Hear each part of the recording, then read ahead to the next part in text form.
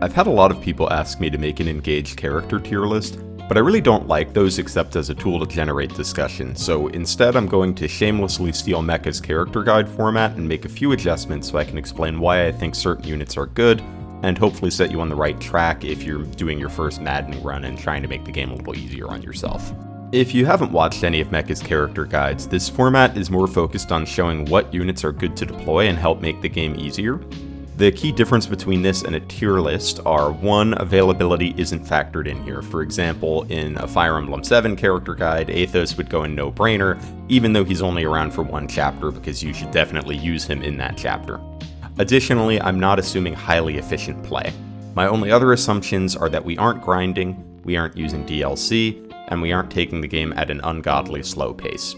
Lastly, a disclaimer. This game hasn't been out for that long yet, and I'm sure as time goes on we're going to discover new builds and strategies which may change things. Keep an eye on the pinned comments, I'll post any revisions or corrections there. Also, the units are not ranked within the tiers, so the unit in the top left isn't necessarily the best unit in the game, and the unit in the bottom right isn't necessarily the worst unit in the game. Think of this as basically an early impressions character guide. So let's start with the no-brainer tier.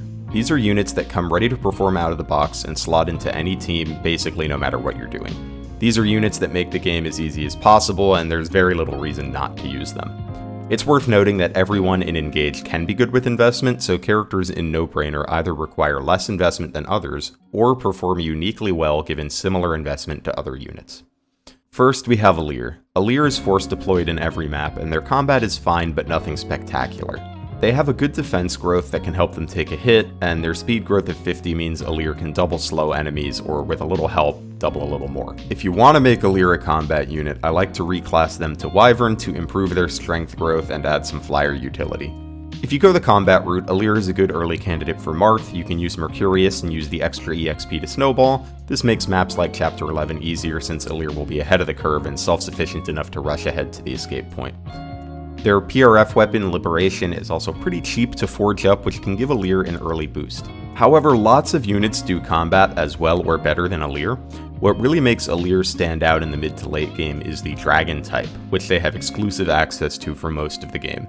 The Dragon type enhances Emblem rings, some of which become massively better. This can make Alear a very good support unit. One good option is the Corrin emblem, which Alear can use to create any kind of terrain. The ones I used most often were Flames and Ice for holding enemies back, and Fog for helping my covert units dodge attacks. The other terrains are a little more niche, but still come in handy on occasion. Corrin terrain is super helpful on any map where you want to slow down enemies as they approach you, which is decently often in Maddening. Alear carrying the Corrin ring gives you a little versatility since you can pick more terrains. Another great option for Alear is the Byleth emblem, which Alear can use to increase everyone around them's stats by 3. This is huge, it helps you double more often and adds some bulk and extra damage. These two emblems are the most obvious choices for Alear, but other emblems have some niche uses as well. Lucina's Bonded Shield's trigger rate increases from 80% to 90% on Alear, for example, so on maps where you really want to tank a bunch of enemies, it can be useful for that. Basically, each map you get to decide what abilities are most useful for a map, and you'll just give Alear the emblem that is appropriate for that. Then on turns where you don't need the emblem effect, you can still use Alear to contribute to combat even if it's not their strong suit. Alear's personal skill also adds 3 damage to adjacent allies and makes them take 1 less damage. This is useful all game, but it's especially useful in the early game where you really want to squeeze out every extra point of damage that you can. Since Alear is a force deploy and can be a major utility contributor with minimal investment, there's no reason not to use them. Just slap one of the utility rings on them and you'll be good to go. After Alear we have Veyle. Veyle comes at the end of the game and she's largely good for the same reason Alear is. She comes with the Dragon type and all of the support options Alear brings to the table, Veyle can also do. So you can totally do something like putting Corrin on Veyle and Byleth on Alear and have 2 great support units. Veyle also comes with a couple unique weapons that can help her be a better force in combat. She also has a reversed version of Alear's personal ability. Allies adjacent to her deal 1 more damage and take 3 less. It's similarly useful, but obviously a little better if you use it for baiting units in rather than offense. So Veyle can fill the same support role that Alear does, but her personal bases are much better than they seem as well. Her starting class's bases are pretty low, so if you want to make her a combat unit, you can reclass her to something like Griffin or Mage Knight, and you'll see a considerable increase to most stats. She's also kinda fun in Martial Master since her strength and magic are both serviceable. These options don't fix her poor bulk, but since most of the classes she's interested in provide 1-2 range, it's not too hard to keep her from getting hit. Veyle also benefits from arriving at a time when your deployment slots increase by 2, so even though Veyle may or may not be a top 5 unit in your army, it's pretty unlikely that you have 2 units that weren't being regularly deployed and are better than Veyle. So she should almost always be used either as a combat unit or a support unit with limited combat contributions, depending on what your team is in need of. Our next no-brainer is Kagetsu. He comes in Chapter 11 with incredible bases and solid growths. For reference, in my current playthrough, I gave Chloe a lot of early game favoritism and played DLC before Chapter 11, so she was around 10-10 promoted when Kagetsu joined. Here's how they compare if Kagetsu is given an instant reclass. Kagetsu has leads in almost every stat, with the only meaningful deficit being a few points of speed, and this is at a time where Chloe is dominating maps. Kagetsu's only real issue is that he comes in the Swordmaster class, and without DLC, it's not practical to get him into a better one for a few chapters.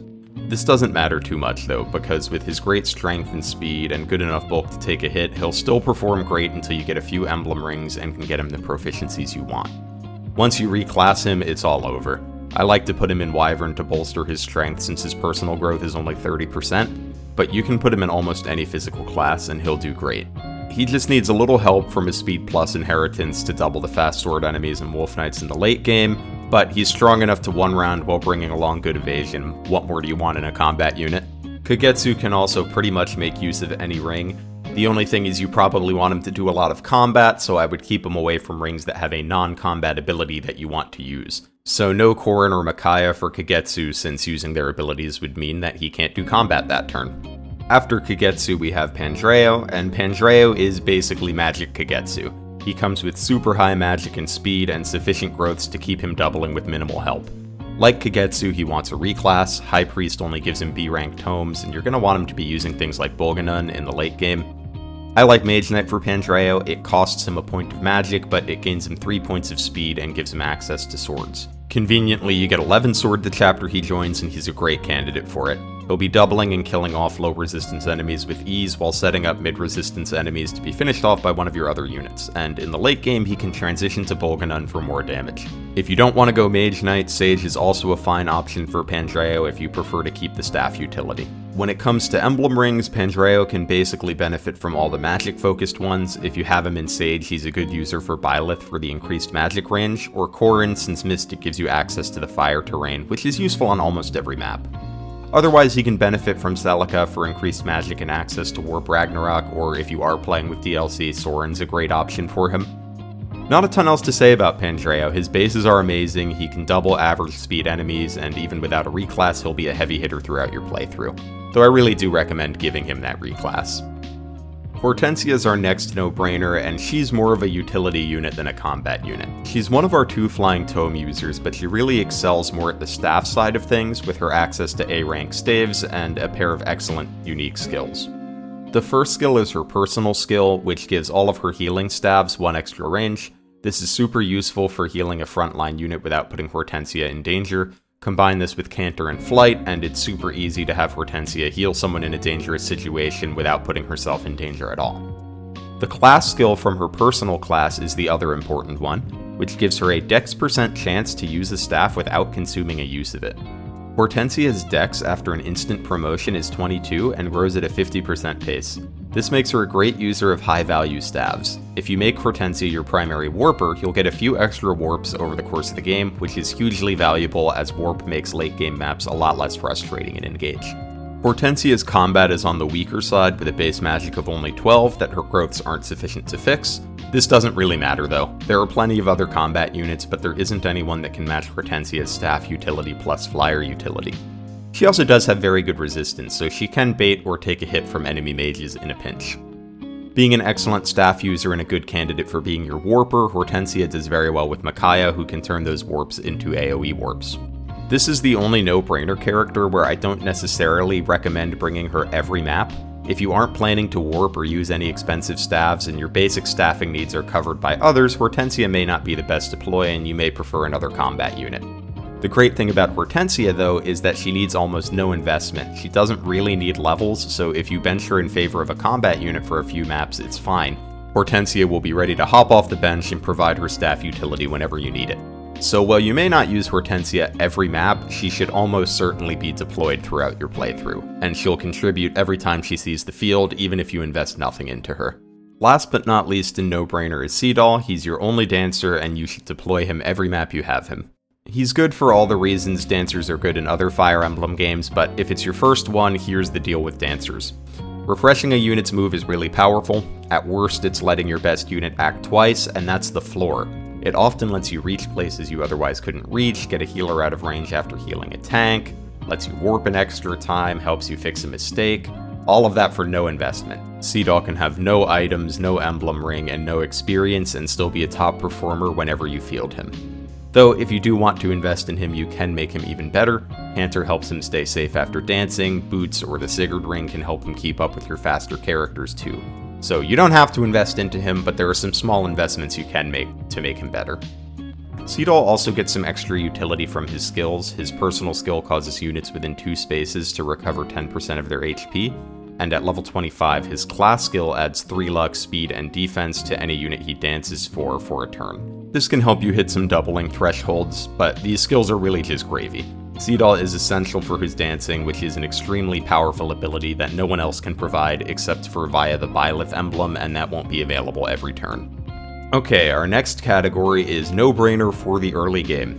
This next category just covers 3 units, but I think they're unique enough to get their own space. These are characters you should absolutely use for the early game, but who fall off relative to their peers. So use these guys for sure, but maybe not for the whole game unless you just really like them.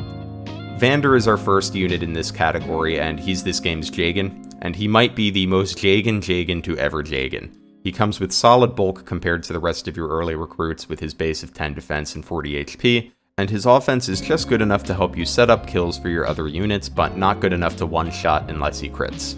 This spread of stats is good for babying your early game squad. For the first few chapters, you only have a few units that can take more than a hit, so Vander is perfect for baiting enemies and helping your other units get some experience.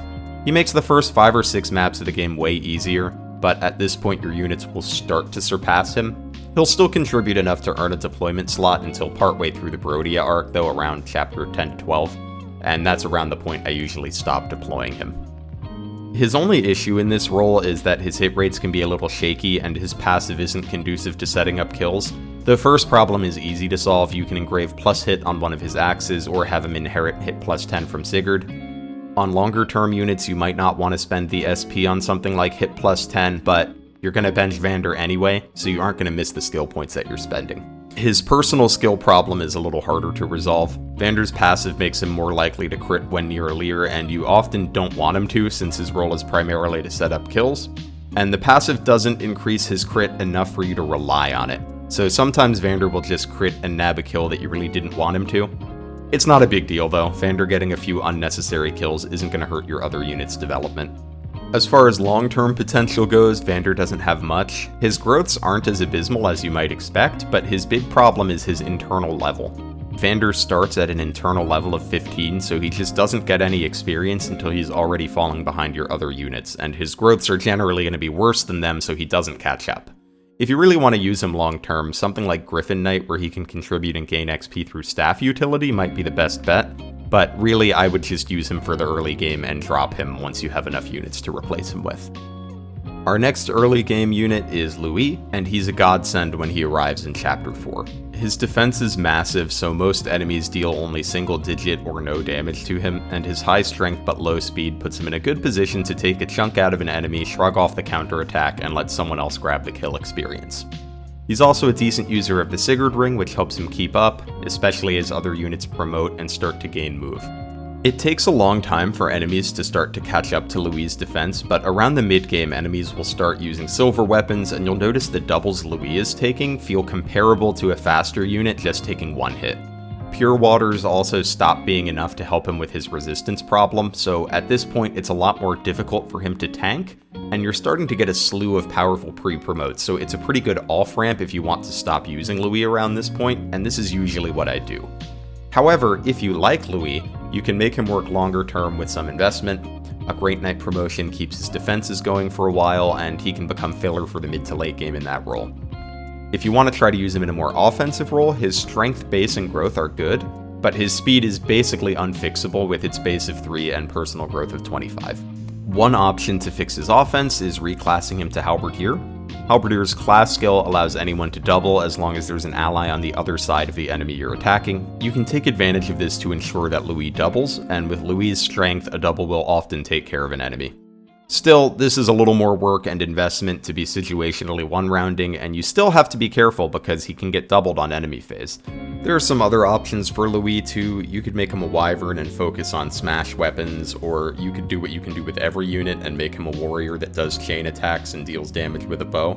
He doesn't stand out in this role though. Ultimately, I think most of this investment is just better spent elsewhere, but Louis can be a hugely valuable contributor for the early game and then eventually drop off your team or take more of a filler role as a Great Knight. Our last unit in this category is Yunaka, and of these 3 units, she has by far the most long-term potential, but I feel her early game contributions are so much better than what she does for the rest of the game that she belongs here. When Yunaka arrives, she feels like she's going to be a linchpin of your army. She has extremely high dodge with her covert typing, thief class bases are great for this point of the game, and she's the only one you've got. Plus, she's your first dagger user, and they're easy to forge, making her an early game powerhouse. She also gets to use Micaiah in her join chapter, so it's not too hard to get her a quick level or 2 out of a great sacrifice. These features make Yunaka a strong dodge tank, which is a decent option in this game. You have to be a little careful because on Maddening, enemies won't attack you if they have 0 chance to hit. As a result, you'll need to be a little careful with your engraves and how you use terrain to make sure enemies have low, but not 0 hit on Yunaka as often as possible. You can also get enemies to attack with 0 hit if they are triggering a chain attack, so sometimes you can finagle a way to get enemies to waste attacks on Yunaka. Yunaka's problems start to show as you get later into the game. More units become available that can dodge tank as well as she can, and her combat starts to suffer. Her strength really struggles, and her speed can become insufficient to double faster enemies on the map, and it's difficult to fix these issues because she doesn't reclass well. While thief bases are great for her join time, Yunaka's personal bases aren't impressive, and she can't reclass to a promoted class until hitting 21 in thief. Still, there are a few options that can help Yunaka contribute long term. First, the Lucina emblem is a strong choice for thieves. It doesn't fix her strength, but it does help her double more things, and more importantly, allows her to chain attack a lot with dual assist. Chain attacking on a thief still applies poison, so being able to easily get chain attacks on a lot of enemies is of value. Yunaka can also fill the dodge tank role for the entire game, and avoiding Grave plus using terrain makes her very difficult to hit. If you really want to lean in on this strategy, you can also give her a Corrin ring that allows her to create her own fog. The problem is neither of these options are letting her do anything that other units can't do, either better or similarly but with less investment. Zelkov, thief you get later, can dodge tank for similar results, but barring favoritism comes at a higher level with better stats. Merrin can do the Lucina backup attack strategy, but brings her crazy bases with her. This means Yunaka's main role to fill is if you want a thief long term and you've reclassed your other dagger users, or if you want to use multiple. Corrin is also a fairly contested ring that I would usually rather use on a dragon or mystic in most maps, as I value the fire more than I value the fog. So my recommendation is to use Yunaka in the early game because she's tremendously useful at least through chapter 11, and then you can think about benching her as the game starts to give you more powerful units. But if you really like Yunaka, she is much more viable throughout the entire game than the rest of this tier. If you're playing on lower difficulties, Yunaka is more like no-brainer because her damage does not fall off as hard and enemies will attack her with 0 hit. So it's really only on Maddening where these problems start to show. Next up is our Great Return on High Investment category. These are units that take a little too much investment to be no-brainers, but they stand out among their peers with a significant expenditure of resources or by using a highly competitive resource. And first up is Ivy. Ivy is a very unique unit as she's one of your only 2 flying tome users, and of the 2, she's the one with the better combat potential. She comes with a high magic stat, surprisingly high bulk for a flying magic user, and access to B-rank staves. These factors alone make her useful right off the bat. However, if you want to use Ivy in the long term, she has a few issues that you need to resolve, and she wants a bit more investment than a lot of units in the game. She has 2 major weaknesses that you'll want to resolve. The first is her speed. Ivy really wants access to the Lin emblem, or at least to inherit Speed Taker and Speed Plus from her, as her personal class isn't giving her any speed and she won't get enough to double on her personal 40% growth. Without doubling, Ivy can still contribute, but she will mostly be used for Thoron poking instead of one-shotting via Elfire or Bolganone. Lyn is a very sought-after emblem, but I think Ivy makes a decent case for it, as no one else can be a flying magic carry in the same way that Ivy can. Ivy's other issue is hit.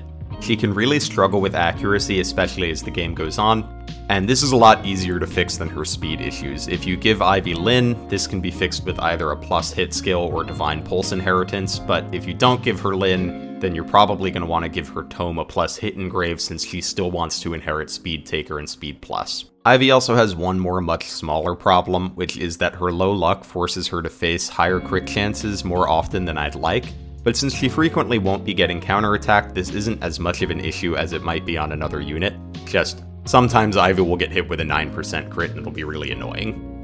But with significant investment, Ivy can be a flying magical carry with one-shotting potential and staff utility for most of the game. If you don't want to invest in her heavily, you can still just patch her hit with Divine Pulse and she'll be a fine unit doing Thoron poke, but she really wants some heavy investment to reach her full potential.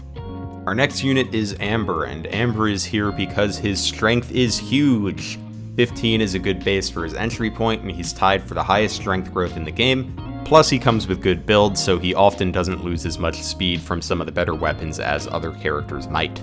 Amber's big problem though, and the thing you need a lot of investment to fix, is that his speed is bad. He'll be doubled by a lot of enemies, and it's difficult to hit doubling thresholds without letting him get a bunch of speed taker kills. You'll probably want to inherit Speed Plus from Lyn to help him avoid getting doubled, and maybe just even give him Lyn if you really want to take advantage of his strength and have a chance to double some enemies. Alternatively, you can just make him a Halberdier and get him doubles through the Halberdier's special ability. And if you go this route, you can also do something like give him the Ike emblem, which will give him enough durability that you can just live with him getting doubled sometimes. Alternatively, you can also always go Warrior and have him one-shot flyers and squishy enemies while providing chain attacks and hopefully avoiding getting doubled by being behind other units. I kinda like the Halberdier route for Amber, especially since his strength is high enough to make up for the low might of something like the Brave Lance, so if you have him in Halberdier with a Brave Lance, he can do a ton of damage with quad attacks and one-shot tons of enemies. He'll be a great boss killer for you. Overall, it takes a little doing to make up for some of Amber's shortcomings, like his speed, but his strength is so high that if he gets his investment, he will be one of your better performing combat units, particularly on player phase. Next, we have a unit I really like using. Chloe benefits a ton from being the early game character with the most long-term potential that takes the least effort to get going. She will pretty much always be doubling for most of the game, and if you hand her a Forged Lance, she'll be capable of one-rounding or close to one-rounding a lot of early game enemies. She's also a great candidate for Sigurd or Marth. It's very easy for her to use Flight to take advantage of Sigurd's momentum, and Cantor can help her hit and run over walls. Despite this, I prefer to give her Marth. Marth's Mercurius weapon doubles EXP gained, and Chloe can easily pick up kills with it, which can get her snowballing insanely fast. A few maps of letting her kill things with Mercurius, and she'll be dominating maps until the mid-game where her strength starts to fall off a little.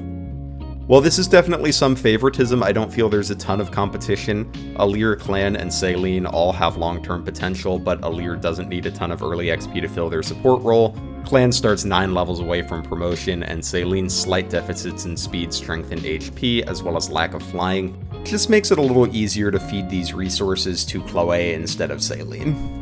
Around the mid to late game, Chloe begins to need heavier investment as her strength starts to fall off, and it's a little tougher because heavier competition is around for that investment. There's a couple ways to deal with her strength fall off. My preferred solution is to promote her to Sword Griffin and have her use a Forged Levin Sword. Chloe has solid magic growth and Levin Sword might is very high. This will keep her offense strong against low resistance enemies, and her strength will still be good enough to kill low defense enemies like mages and some Pegasus, especially if you give her the early energy drop, which I would argue she's the best candidate for, but there are other people that could get that, so I don't assume she gets it. The Erica ring can also help her with her strength issues. Her frequent doubling means always dealing extra damage with Lunar Brace, which can keep her hitting kill thresholds and dealing significant damage for longer into the game. In the really late game, if you want to squeeze even more damage out of Chloe, you can also reclass her to Mage Knight and give her a Bolganone.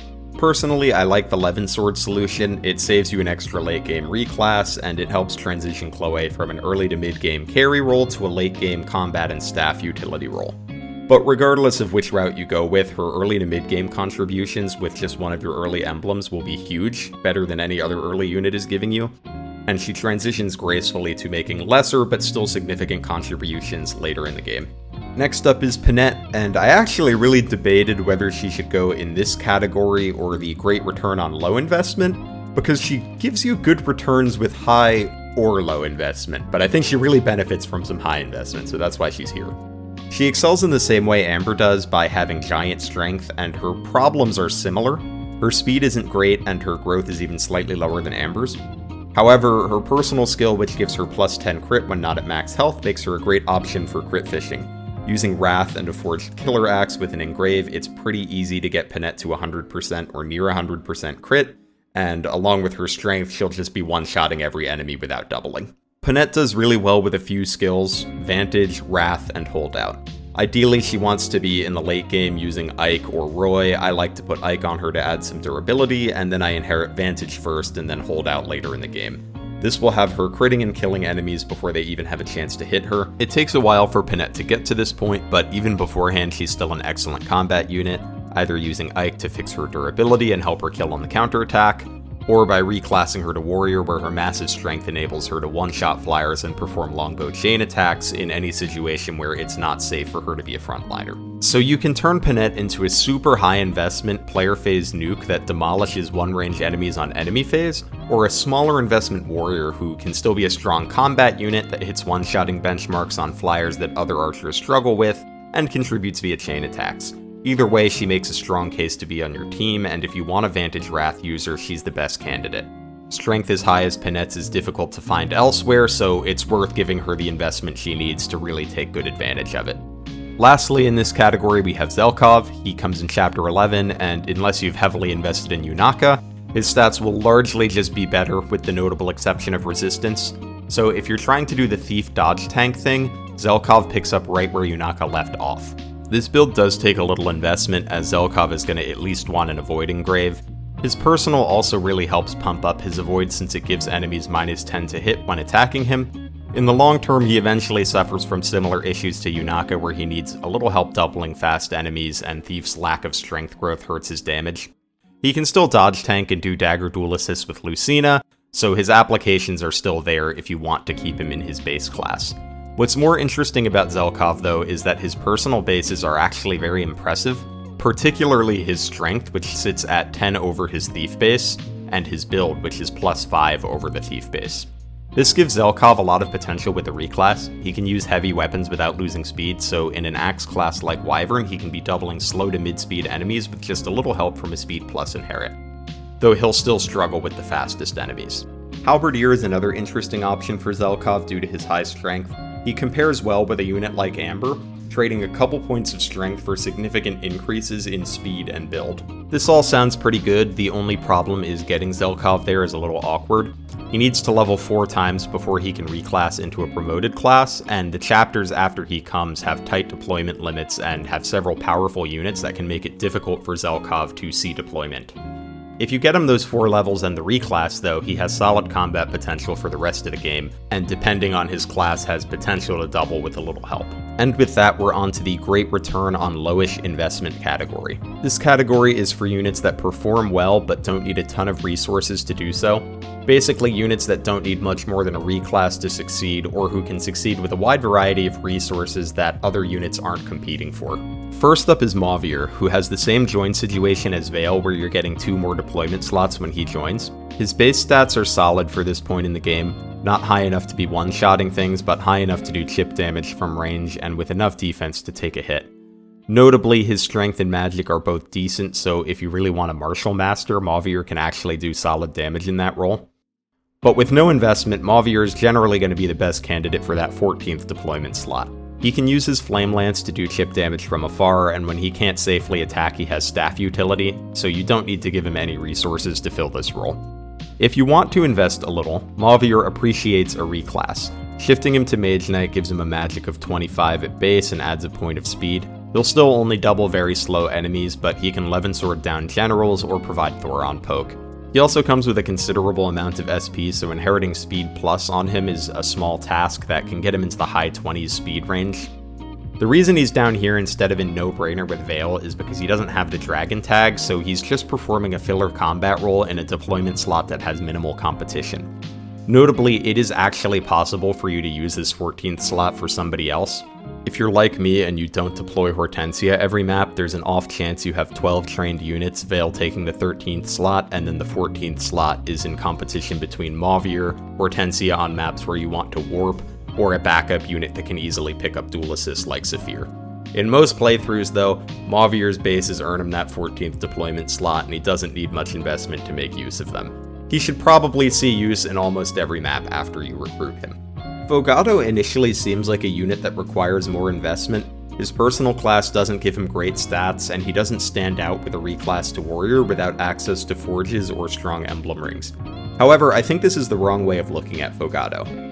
If you want to use Fogado, you should take advantage of his surprisingly high magic. With an instant promotion to Cupido, Fogado has a magic of 9, which makes him a great holder of the Radiant Bow. The Radiant Bow sports a high bow might of 19 and hits against resistance, and can be forged up further.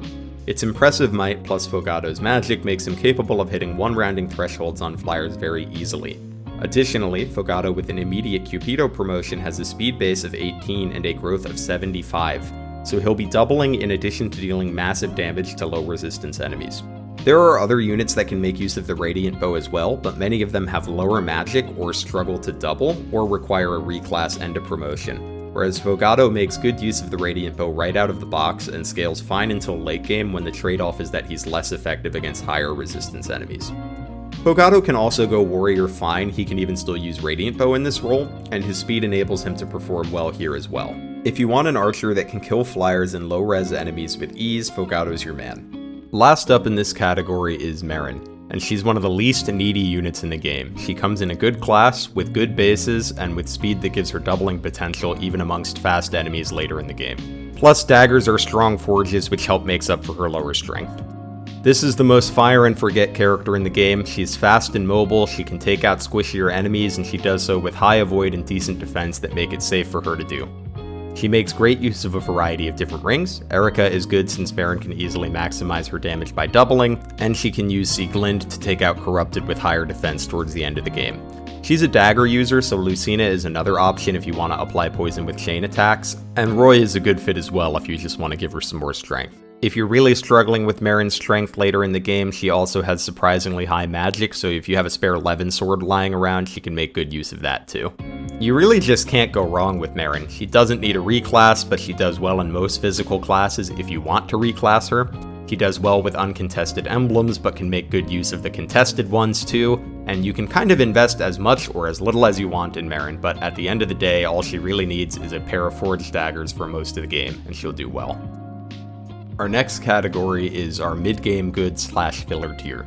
These are units that arrive in the middle or later end of the game, who can fill a slot serviceably, but are good candidates to eventually be benched when better units come along. Notably, several of these units do have long-term potential, and you will probably use a couple of them long-term each playthrough. But these units take heavier investment or produce lesser results compared to those in the great return on investment categories, so a lot of them are going to hit the bench after a chapter or two and you won't miss them much, and you'll pick a couple that you want to bring to late game with you.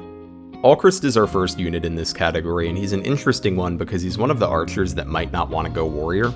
His stats aren't too exciting, but they're good enough to kill flyers, and an instant promotion to his personal class gives him enough speed to double some enemies around his join time. Though notably, promotion seals are fairly competitive at this point in the game, lots of units want them, so Alcryst is not guaranteed one. What really makes him stand out is his unique class's skill, Luna. This gives a dex % chance of ignoring half of the enemy's defense and resistance. When Alcryst triggers this, he's an offensive powerhouse. The problem is that it's not very consistent without significant investment, and even then not until later in the game. At the end of the game, between a dex increasing emblem ring and his natural dex bases and growths, Alcryst will be sitting on a dex in the mid-30s to low 40s. With significant speed help and a brave bow, he can be quad hitting some enemies, making for about an 87% chance of proccing Luna at least once. That's pretty good. The problem is that getting to this point takes a long time. Alcryst will spend most of the game not quad hitting and at a lower dex. During these chapters, he can often miss flyer kill thresholds that other archers such as Panette and Warrior, or Fogado with a Radiant Bow, or even just Etie with her high strength can hit. His speed also isn't high enough to double everything. He'll want Lyn, or at least want to inherit some speed from her in order to enable those quad hits in the late game. So the long-term potential is there for Alcryst, but it takes a lot of work and waiting before the Luna machine really takes off. Still, when Alcryst arrives, he's pretty good. He can kill flyers, double some enemies, and unless Etie has gained several levels, their strengths will actually be comparable when accounting for Alcryst's very easy-to-trigger personal ability. Alcryst also gets the Covert type in his personal class, which adds some decent survivability. So on the whole, Alcryst is great for killing flyers and providing small amounts of chip, and he trades mid-game damage and chain attacks for having a very strong player phase later in the game. You should at least use him in Brodia, and then continue using him if the Luna build seems fun, but it will be inconsistent until later in the game. Our next unit is Citrinne, and how good she is depends heavily on whether you're rigging bond rings to get her Dire Thunder or not. Dire Thunder is an ability from one of Leaf's bond rings that allows Thunder Tomes to double as if they were Brave weapons, and since Citrinne's big claim to fame is her huge magic stat combined with not enough speed to double, Dire Thunder makes her a lot better because all of a sudden she'll be one-rounding generic enemies by doubling with her massive magic. Without Dire Thunder, she's still a fine unit. She's not durable and she can't double, but her high magic gives her a decent niche as a Thunder and Thoron poke unit. She can take significant chunks out of enemy health bars at a safe distance. I like to promote her into Sage to add staff utility and really lean in on maximizing her magic stat. Mage Knight is fine too, but the extra speed from it isn't enough to fix her issues, and it doesn't fix her durability either, so I'd rather just take the higher magic. Having staff utility on Citrinne is also nice as she only needs one tome, so you can have her carry around 4 staves and a thunder, giving her a fair amount of utility. If you just want to use her as filler, she can help kill armors and provide poke damage for a chapter or two, and then you can drop her as better units start rolling in. If you want a third magic unit after Ivy and Pandreo though, Citrinne can pretty much fill that role for the entire game if you need her to, and it doesn't take a ton of investment to do so, just don't expect her to be one-rounding things if you don't give her Dire Thunder. Next up we have Diamant, and he's a unit that is okay at a lot of things, but doesn't excel at much. He has decent strength, speed, and defense, but he needs help to double or one round, and he needs to level up a bit before he can really get durable enough to survive a lot of attacks. He can easily replace one of your less trained early game units when he joins, and is a decent deploy when you've got an extra slot for the next several chapters. Unless you just really like Diamant though, it's hard for him to get deployed in Solm's limited deployment slots, and as more and more powerful units join, it's easy for Diamant to slide down the bench. But he's a solid unit during Brodia, and if you had some deaths, he can fill a deployment slot. If you want to use Diamant long-term, his unique promotion option, Successor, has some great bases, which can make him a lot more durable and do a bit more damage. His solid build also makes him a good user of a Forged Tomahawk. His personal class also comes with Soul, which gives Diamant a dex % chance of healing 50% of the damage he deals.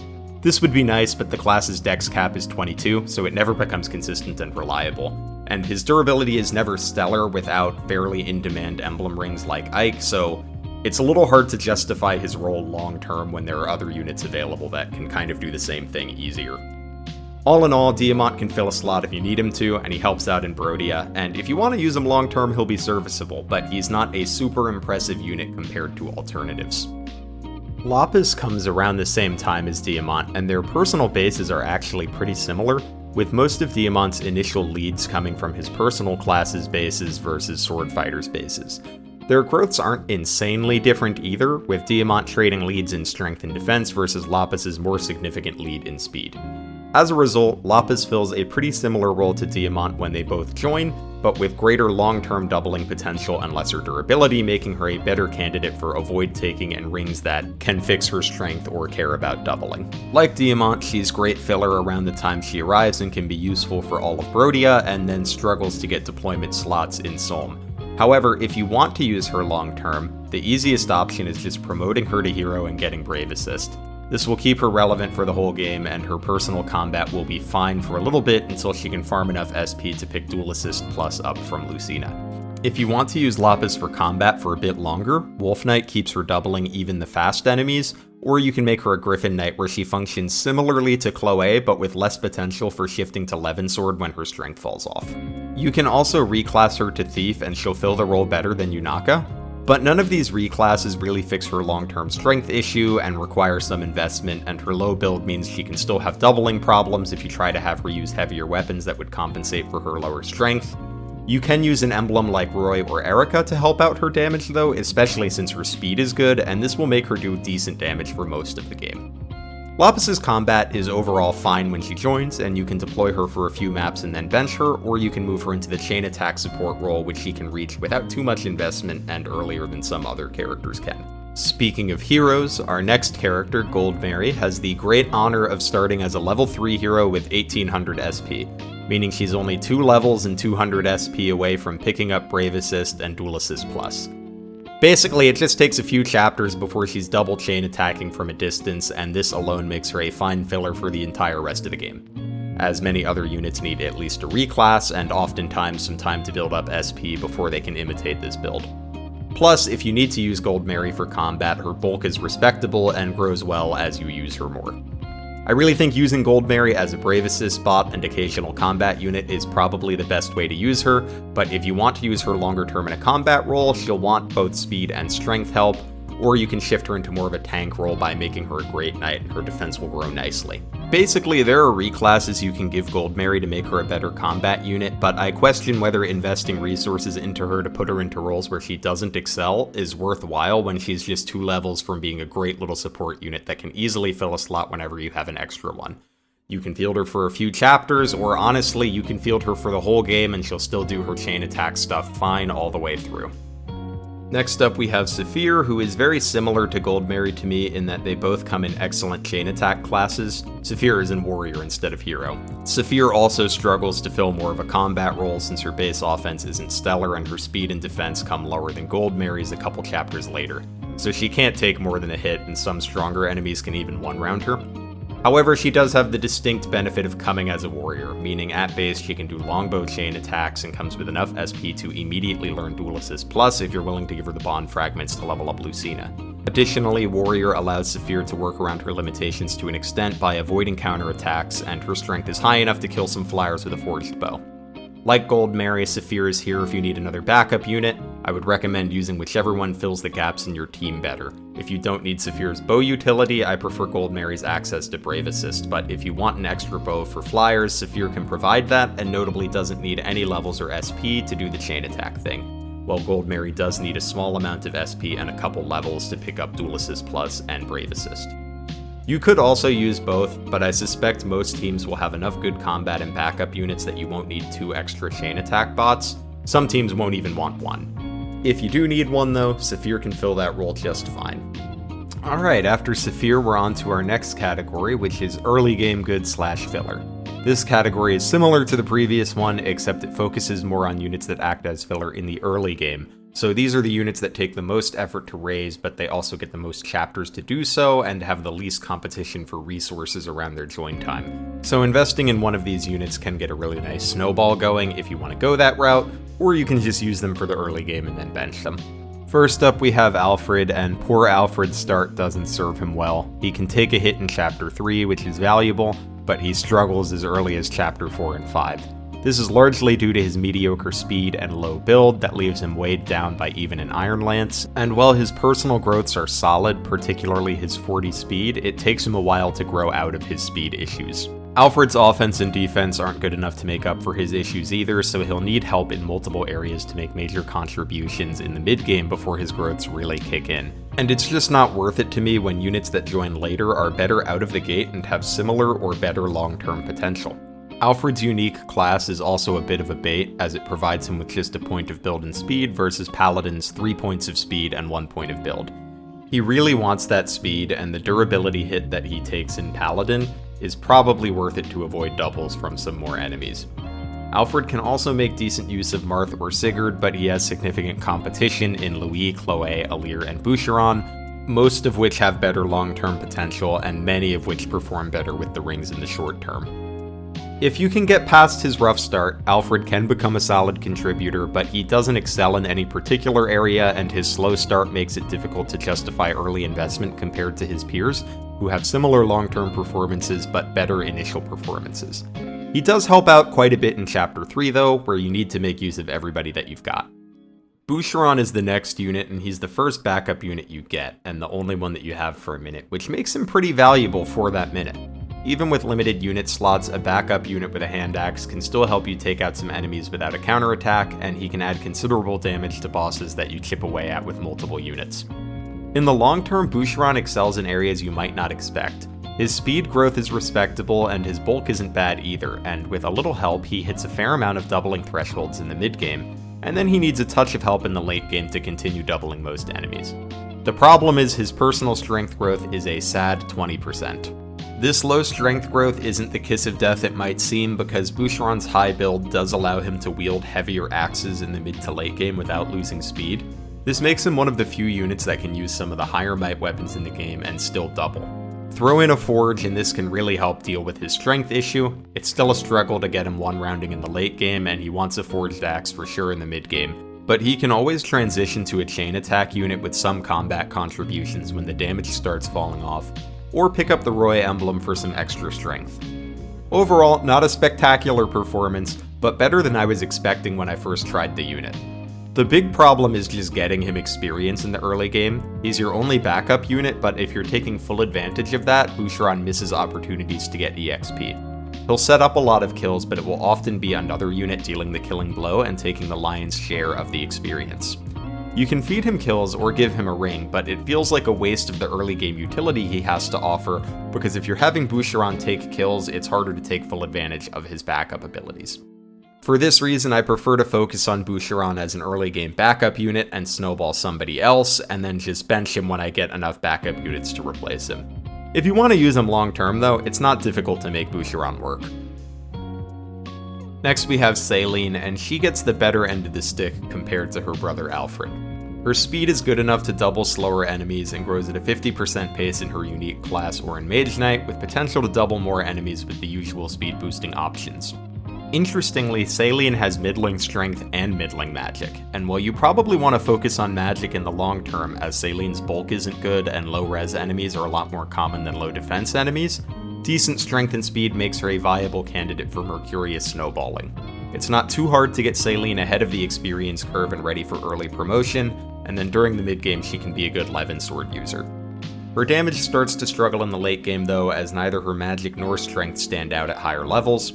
She does have her personal skill Ignis, which adds half her strength or magic to her damage, but it triggers on a dex % chance, and even in the late game, her dex is only going to be in the low to mid 20s, so it's unreliable. If you want to snowball a magic user though, Celine is a viable candidate. Alternatively, if you just want to use her in the short term, she can kill armors and only really competes with Clanne for the Zelkov ring. She can get experience this way, but will be a good option to be benched as stronger units come along. Clanne is our other early game magic user, and he's a little similar to Celine but with less magic and more speed. This makes him a solid mid-game performer as his speed is high enough to double tons of enemies. In fact, his offensive stats and growths are very similar to Chloe, although his speed starts a little lower and he's less bulky. The problem with Clanne that makes it difficult to invest in him long term is two things. First, he comes at level 1. On Maddening, it's a big effort to get him to promotion in a timely manner. Additionally, while his strength growth is higher than you might expect at 35, his base is only 1, so it's hard to justify giving him Marth to try to get him extra levels with Mercurius. His second problem is that his personal magic growth is a pitiful 10%. His base is decent enough, and enemy resistances are often low, so doubling can help keep Clanne's damage acceptable in the mid-game, particularly if he's a Mage Knight with a Levin sword. But he really struggles to deal damage the further you go, and his strength never grows enough to make switching to physical weapons a great choice. He can fill a similar role to Celine in the short term, killing armors and using Zelkov if you want, so you can use him during the early game when he's at his best and eventually bench him as better units come along in Brodia or Solm, or you can try to use him longer term. You're just going to have to make sure you feed him some kills so he can get those level ups. Etie is our early game archer, and she's a bit of a one-trick pony, but that trick is having really good strength, and that's a decent trick to have. With a base strength of 10 and a personal growth of 40, Etie will be one of your strongest units when leveled. The trade-off is that she doesn't impress elsewhere. Her speed and build are low enough that she really struggles to double without something like the Lin emblem, and her defense begins at a sad 3 with a personal growth of 25%. In many maps, enemies will double and one-round Etie. This isn't the end of the world for an archer though. It's easy enough to keep Etie away from enemy attacks, and she's great at killing flyers, and her high strength as well as access to silver bows in warrior allows her to hit one-shot thresholds on some flyers in the mid-game and late game that most units can't. She can also put significant chip on non-flyers as a result of her high strength. The problem with Etie is that while she compares okay to other warriors at equal levels, it can be difficult to have her at an equal level without a fair amount of babying in the early game. There are flyers for her to kill on her first and second map, but she fills more of a chip role in chapters 5 and 6, and then Alcryst arrives ready for promotion in chapter 7. If Etie is at the same level as Alcryst, they compare decently well, and your choice is between the higher strength of Etie and the higher survivability and doubling potential of Alcryst. But I don't think she's likely to be equal level without significant help. In my most recent run where I am using Etie, she was only level 8 by the time Alcryst joined, at which point I had to choose between having an instant promoted archer or sticking with Etie for a bit longer to get her into warrior. I wanted to use Etie, so I did, but Alcryst is a pretty enticing off-ramp if you aren't feeding Etie a lot of kills. Still, Etie's strength does give her long-term potential, particularly if you're willing to give her resources like Lin. It's easy to get her into warrior where she can provide great utility as a backup attacker, and if you don't want to use her long term, you should still make use of her while you have slots, because someone has to kill flyers and Etie is the best at it for the early chapters of the game. Last but not least in this category is Framme. She's your early game healer and she's pretty essential in that role. You'll need to do a lot of healing in early Maddening, and for a while Framme is the only one that can do it. Plus, Chain Guard has a lot of value for helping you safely bait enemies or survive 2 attacks instead of 1 on many enemy phases. Framme's stats aren't particularly impressive, but they don't need to be to do her job. Like Clanne, Framme also suffers from joining at level 1, meaning if you want to use her for long term, it's going to take a while for her to reach promotion levels. By the time you've picked up a Micaiah emblem and give staff access to another unit and either promoted someone else to Sage or recruited another staff user, Framme can probably hit the bench. She'll have made good significant early game contributions without requiring any real investment, and that's pretty good. If you do want to use Framme long term, her speed is pretty good, but not much else stands out and she never really grows out of her poor offense. You can keep her in a purely staff utility role, but there will be other units that do that role better or similarly while bringing combat utility to the table as well. Her speed being high enough to double most enemies means hypothetically you could try to snowball her with early Marth access, but I don't really want my only staff user to be doing a bunch of combat instead of using staves. So Framme can be a long-term staff unit for you if you want, but there's not a ton of reason to. You should at least use her in the early game though, and maybe even into the mid-game depending on what your unit and promotion choices were. Alright, next we're into the needs help category, which includes units that don't make a great impression at join time and need significant investment to perform as well as others later in the game. So, not the best filler units, not the best long-term units either. The first one is Jade, who suffers from joining at a really unfortunate time. In theory, she's like getting a second Louis, but trading some physical bulk for resistance and speed. The problem is that it's not enough resistance to do well against mages, and it's not enough speed to avoid being doubled. For this reason, I actually prefer Louis' stats, since I'd rather have higher defense than higher but still not good enough resistance.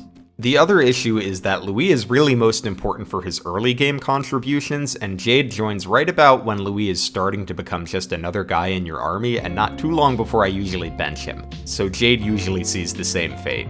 If you want to use Jade long term, I think she's best off reclassing into one of the support roles, probably warrior, but she just doesn't have that much that stands out in her stats, so any investment you give her probably could have gone to someone else for similar or better results. She does have a surprisingly high magic growth, so she could have some potential with magic weapons, but the lack of doubling and her low magic base make this difficult compared to other options for these builds. So overall, she's kind of overshadowed by Louis in the role she starts in, and she's overshadowed in roles that she could reclass into as well, so it's difficult to find a space for her in a team unless you just really like Jade. Our next unit, Bunet, actually has really similar problems. He comes with stats that are only slightly better than a 10-1 promoted Louis, and this is around the time that I stop using Louis anyway. Bunet's defense just isn't high enough to make up for the fact that he's getting doubled all the time by high-strength enemies, and his strength isn't good enough to make up for his lack of doubling. In theory, he could replace a weaker unpromoted unit on your roster for a chapter or two, but he doesn't perform great in those chapters, and so many units come around him that I usually don't need him for that filler role. Bunet does have one fun gimmicky build that may be worth a look if you want to use him long term. His personal skill gives him a luck % chance of getting a second meal whenever he eats one on the battlefield, so if you inherit favorite food from Celica onto Bunet, then you have a unit that replenishes their engaged gauge every time they eat food, and a luck % chance of getting new food every time they eat. So Bunet can potentially get a lot of Emblem uptime with a little luck. The best application of this would be to put Byleth on Bunet, so that you can try to maximize how many times you get to engage and dance with Byleth.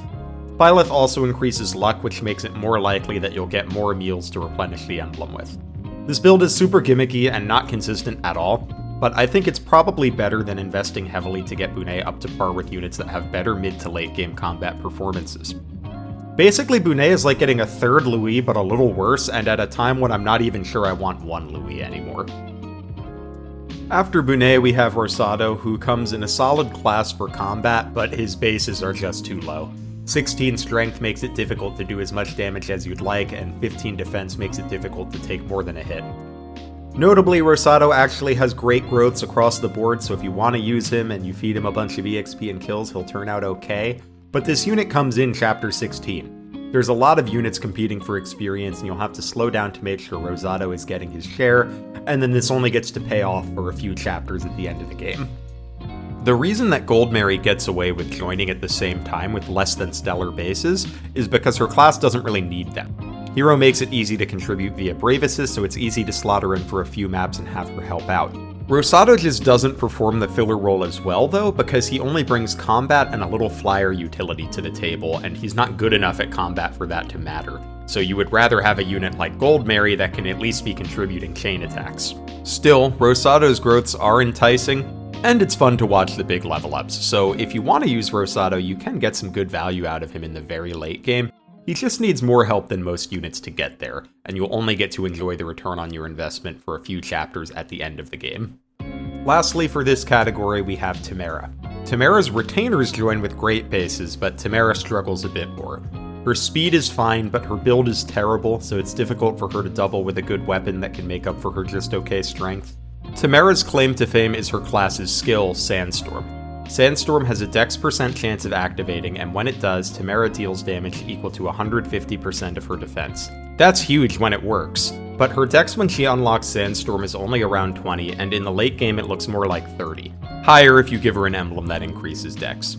It just never becomes consistent unless you're giving her significant speed or build help so she can be quad hitting with a Brave Lance. Without the Sandstorm triggers, Timerra can really struggle to deal significant damage, so she feels like a very inconsistent unit until very late in the game. So Timerra has some long-term potential if you're into gambling on Sandstorm triggers, but she doesn't perform well in a filler role since she needs long-term investment to become a solid contributor in combat. Notably, her personal skill, Racket of Solm, is some nice free utility. It lowers nearby enemy crit rates by 5, and this might not seem like a big deal, but your units face single-digit crits from enemies pretty often in Engage, so Racket of Solm probably does actually save you from a few crits over the course of a playthrough. It's difficult to gauge exactly how impactful this ability is, since it's hard to say when it saves you from a crit, but it's probably one of the more useful personal skills. That said, I don't think it's good enough to use her in a filler role, so you either want to use her long-term or you want to bench her. She just doesn't perform very well in the short term without larger investment.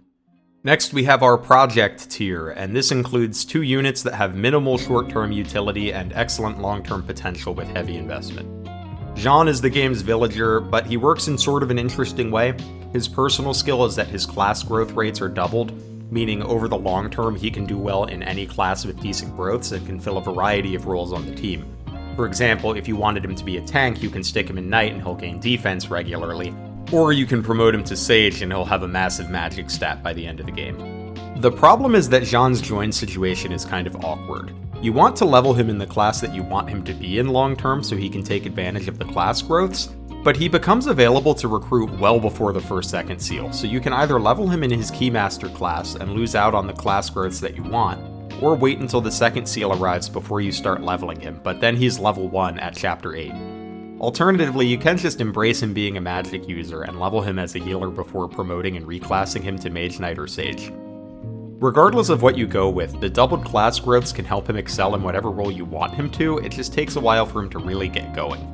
Fortunately, it's easier to train Jean than previous Fire Emblem trainees. Stabs are an easy way to grab experience, and since his stats aren't very important as a healer, it doesn't bother you too much to deploy him even when he's underleveled. Jean can also take advantage of easy experience from Great Sacrifice and the Micaiah Ring, but Jean isn't the only candidate for that experience, so if you're giving him that, it is at the expense of a different unit. I think the easiest way to use Jean is to just embrace him being a magic unit, level him in healer, and then promote him and switch him over to Mage Knight or Sage. But if you want him to be a more physical attacker or a tank, you can. You're just going to have to wait, reclass him, and then level him from level 1. You kinda have to use Micaiah if you're going that route.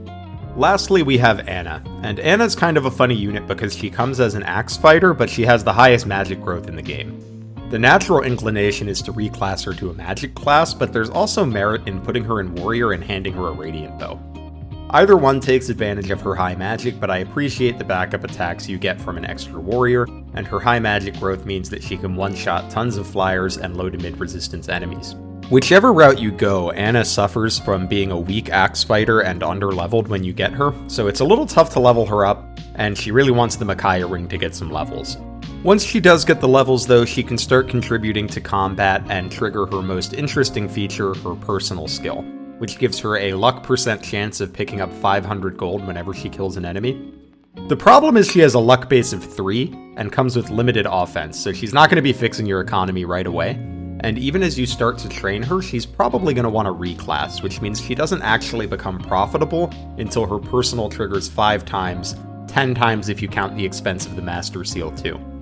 Towards the mid and late game though, she can be giving you a fair amount of money that can help you buy more stabs and make a few more donations, which is some unique utility that nobody else can offer. If you really want to optimize Anna's financial output, you can also throw the Byleth Ring on her, which will give her a significant luck boost. And if you do that, Anna can be making you a fair amount of money in the mid to late game. But she's not the early game money factory that she seems like when you get her. Overall, Anna's pretty similar to Jean in that once she gets going, she can be a solid member of your army, but she trades Jean's versatility to be in any class for the ability to get gold when she kills units.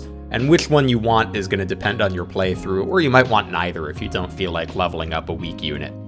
You may have noticed that I didn't tier Lindon, and that's because he's the only unit I don't have a ton of experience with. Based just on his stats, he seems like he would be okay filler, but you probably have better options by the time he arrives.